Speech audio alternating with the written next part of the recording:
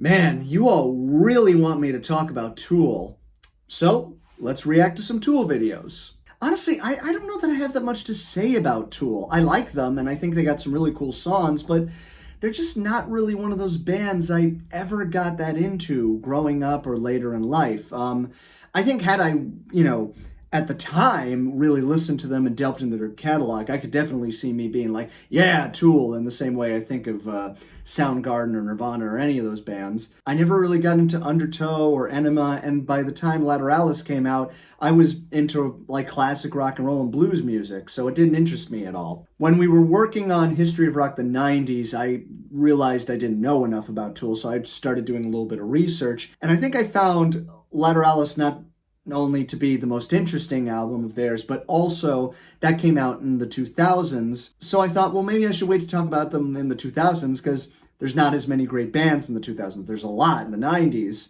But I also realized, well, I got to mention them somewhere in the 90s or the internet's going to kill me. One of the interesting things I found out was that they kind of came up through Lollapalooza. And because I was looking for examples of bands that came up through that, Tool was a perfect candidate. I found that video of them doing Sober, which is a really cool video, and also a pretty fun interview with Keenan. You guys started on the small stage, and today was your first time playing on the big stage, right? Correct. I was like, okay, I think that should be enough, but for some of you, it wasn't enough. So I'm going to go ahead and take a look at a few videos from Tool. And I'm going to look at some live stuff because I've talked to death about how annoying YouTube's copyright system is. So let's get started with the first song, Sober. I think that's kind of the song that made them. And this is them actually doing it at Lollapalooza. Let's take a look.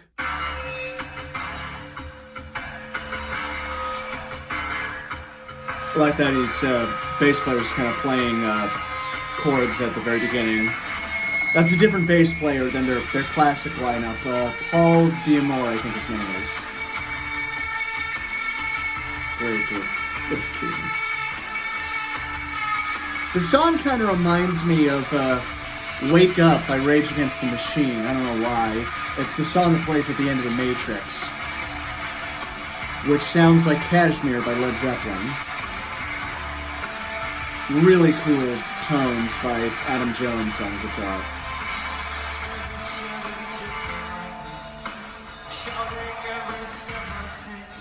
There, Keenan looks possessed, man.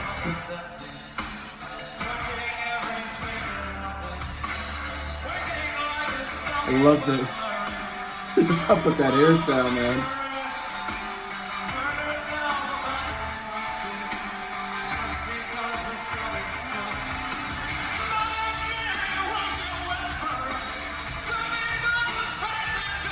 Great vocals.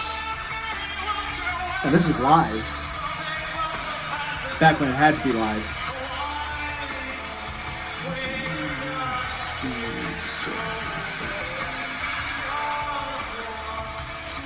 I love the theatrics of this. I love that Keenan's like getting really into it. He just looks like he's drunk off his ass, which works really well. That's the name of the song, Sober.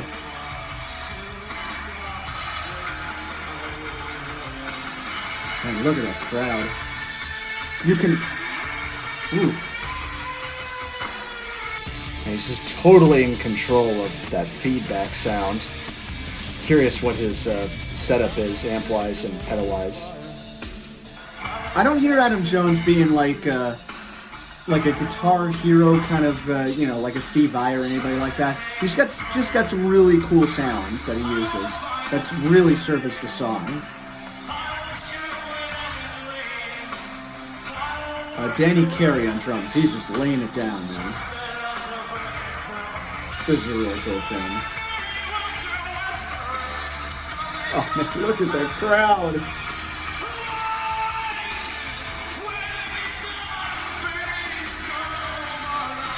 I used that clip in History of Rock the 90s. He's like scratching himself. Oh, I miss the 90s. And I was way too young when this came out. I mean, you can see why this band did so well at Lollapalooza. There's nothing flashy about them, nothing gimmicky. It's just raw rock and roll. This is great. This is just a power trio. Good old power trio. Cream, Hendrix, even Zeppelin was technically a power trio with a singer.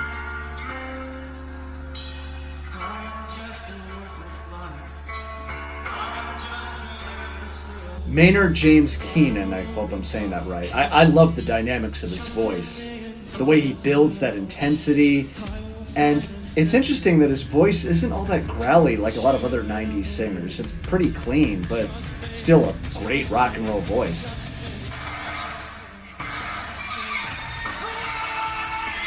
Dynamics are great. This is what rock and roll's all about, man. Just live.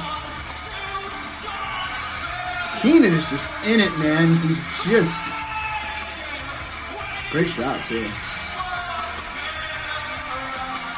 A little strange outfit, but it definitely makes it. Yeah. That is a pretty awesome performance. So that was from their first album, Undertow. I'm going to look at the title track from their next album, Ænema, I think that's how it's pronounced. A couple interesting things I remember reading about this. I think it was dedicated to Bill Hicks, the famous comedian. I remember reading about that. I don't know the whole story about. I think Bill Hicks introduced them a couple of times. And also, how do you spell his name? David Bottrill, who worked with King Crimson. That's another band that everybody always wants me to talk about. And another band I just never, again, I respect and I really like them, but I never got that into them. And unfortunately in the 60s video, I was going to use 24th Century Schizoid Man, but I had to cut it out just because the video was too long, and I kind of regret that, to be honest with you. We have a new bass player at this point, Justin Chancellor. Let's take a look and play.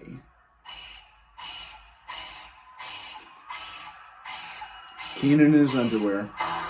That's so 90s. One of the things I really like about this song is that it starts out and you think the tempo is one thing, like you think it's ba, ba, but now it's got more of like a shuffle kind of thing. I always like songs that you think the beat is one thing and then it turns out to be something else as the intro goes on.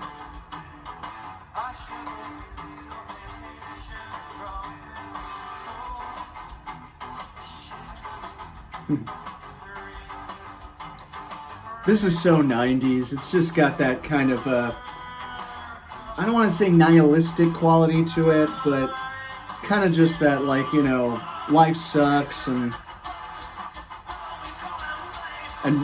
you thought life was bad in the 90s, man. Wait till 2020. My past selves. You can hear that this is much more adventurous musically.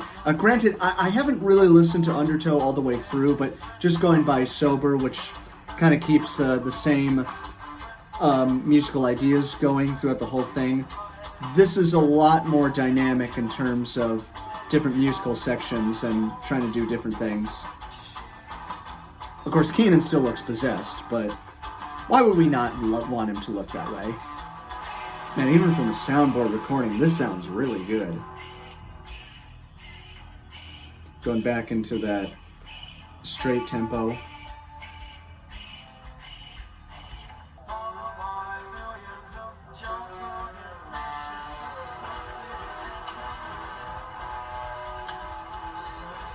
Some really cool drum patterns here. I just love how polyrhythmic this is. Like, you know, you could still say it's still got the shuffle beat to it, but they're definitely going with some polyrhythmic things right here.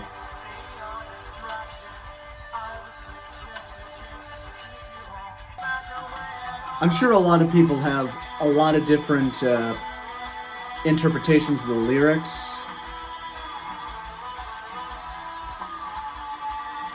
Using the slide right now. I dig that.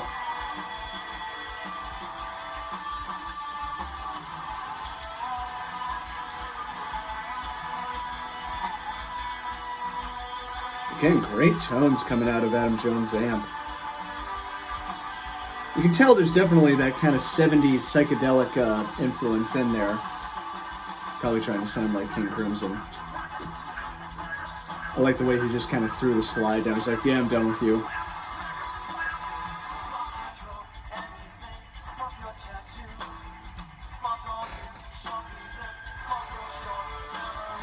Oh, this is so 90s. I love it. What do you think learn to swim means? I actually did just look it up. Learn to swim comes from Bill Hicks. Be curious to actually hear the whole routine they got it from.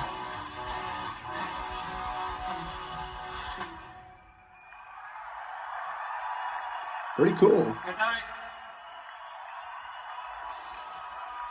I will admit, this doesn't grab me quite as much as Sober does. I still like it. I think it's really cool. Just for whatever reason, it doesn't quite grab me. I think that was the issue I might have had when I was going through some of the stuff from Ænema. Let's look at 46 and 2 from the same album. Now, this one I knew even before I started researching them. It's one of those riffs that you just kind of can't help but hearing when you were growing up.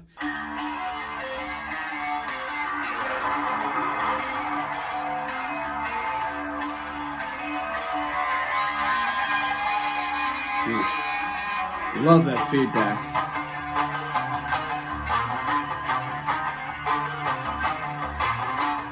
It's funny that their bass lines are very much just played like it's a guitar.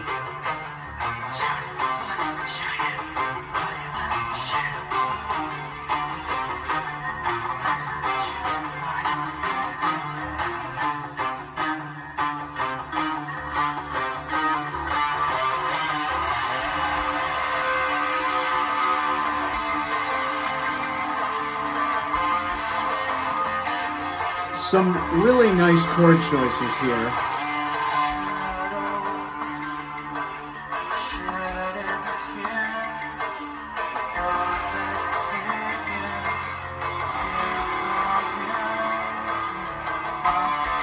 Now, maybe the song is about metamorphosis and change. Or maybe one day Keenan was just picking at scabs and skin, and he just went, that sounds like a good idea for a song. And I'm fine with either one.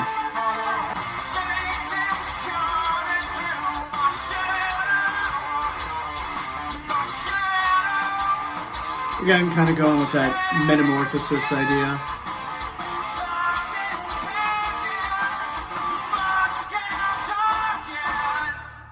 I wish there was a better video to really see what's going on. This still, again, great drumming, great groove.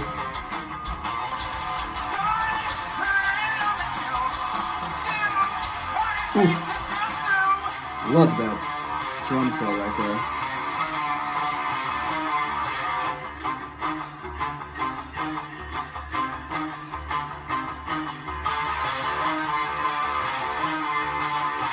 Seven, eight.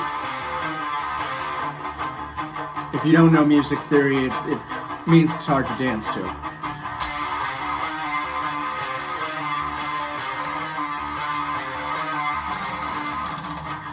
This is really cool. I dig. Ooh. Damn! I don't really have anything to say. I'm just really enjoying this.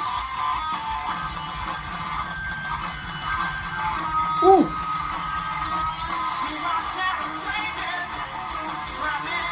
To anybody in the 90s who said, oh, overplaying isn't cool, fuck you. And Tool agrees with me. Alright, now we're back in 4.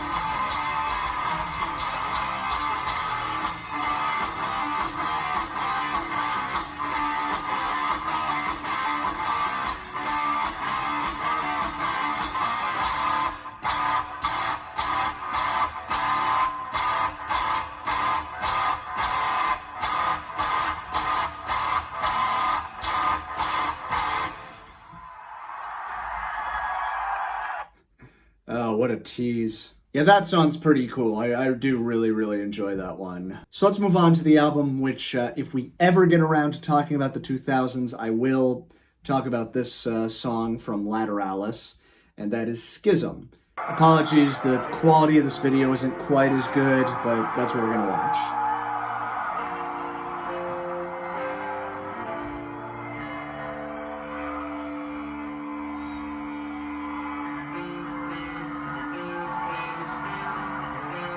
Another classic bass line, love the tone.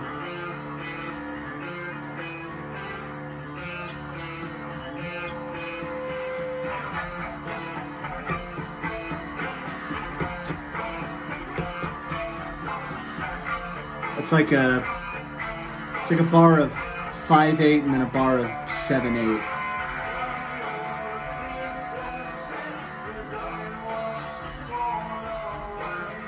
Is Keenan playing guitar? I can't really tell what he's doing. Again, the video is what it is.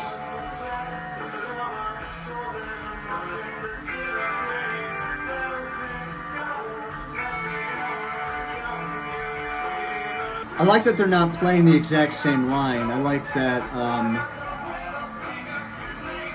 Adam's playing like a harmony on guitar while that bass line just keeps going.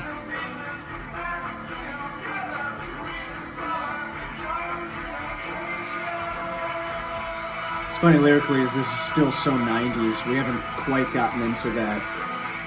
I don't even know what the 2000s lyrics would be stereotypical.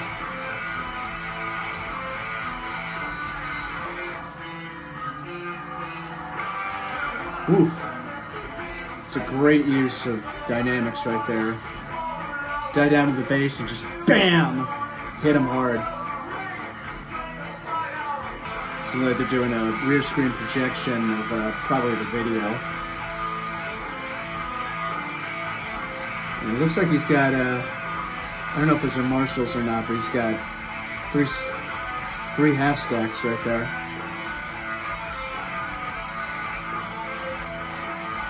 Ah, here comes the theatrics.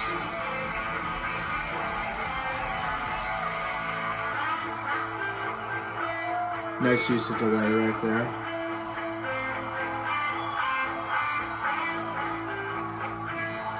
That sounds like a very 2000s thing to me.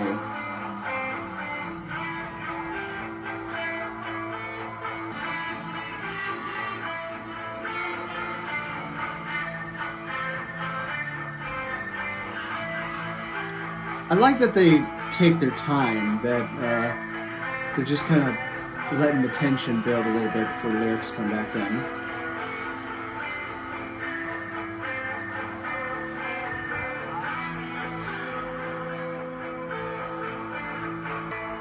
Lyrically, this sounds a little more on the nose. It's probably relationship problems or whatever.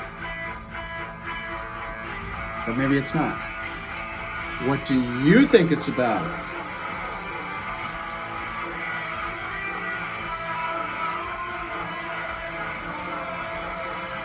Honestly, I feel like this whole band is Danny Carey, the drummer. He's so good. Definitely deserves a lot of praise. One of the great drummers of our time.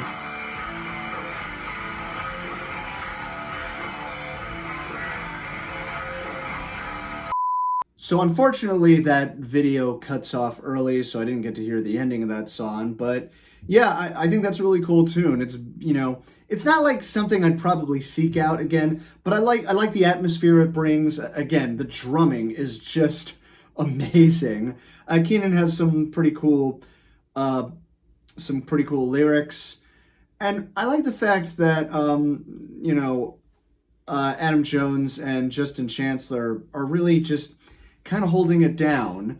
Like, it's funny that, like, it almost sounds like Danny Carey is really, like, the featured instrumentalist, and Adam and Justin are really just there to hold it down. It's almost kind of like got a bit of a Brubeck feel to that in that sort of way. Dave Brubeck, he's the Take 5 guy, for those of you who don't know. So that was a little bit of Tool for you all. I hope you enjoyed that. Definitely had a lot of fun listening to those songs. It's pretty interesting to see how the band evolves over time, definitely.